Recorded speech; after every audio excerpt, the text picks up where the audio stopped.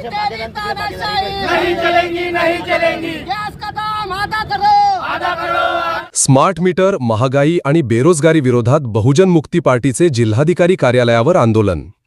बहुजन मुक्ती पार्टी यांच्या वतीने केंद्र सरकारच्या कथित जनविरोधी धोरणांविरोधात देशभरातील 625 जिल्ह्यांमध्ये 3 टप्प्यात राष्ट्रव्यापी आंदोलन करण्यात येत आहे।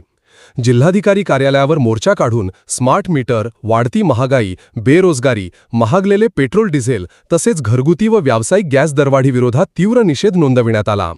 स्मार्ट मीटरमुळे ग्राहकांची आर्थिक लूट होत असल्याचा आरोप आंदोलकांनी केला। तसेच केंद्र सरकारच्या धोरणांमुळे सर्वसामान्य नागरिक त्रस्त असून रोजगार, शिक्षण आणि मूलभूत सुविधांवर परिणाम होत असल्याचा आरोप करत विविध मागण्यांचे निवेदन प्रशासनाला देण्यात आले। आज बहुजन मुक्ती पार्टीच्या माध्यमातून 625 जिल्ह्यात देशव्यापी चरणबद्ध आंदोलन हे या जिल्हाधिकारी कार्यालय अकोला या ठिकाणी हे होत आहे। या चरणबद्ध आंदोलनाचे मुख्य मागण्या आहेत, या देशामध्ये जे प्रीपेड मीटर आहे ते बंद करण्यात यावं।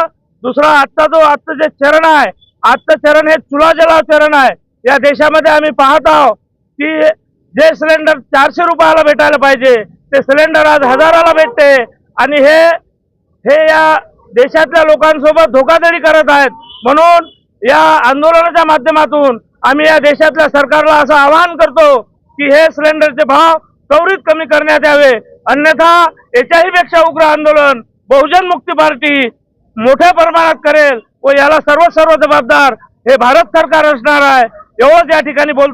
आज आम्ही या ठिकाणी चूल पेटून आणि चहा बनवून आंदोलन करत आहोत। हे महामहिम कलेक्टर साहेबांच्या दालनामध्ये हे आंदोलन आम्ही या ठिकाणी करत आहोत।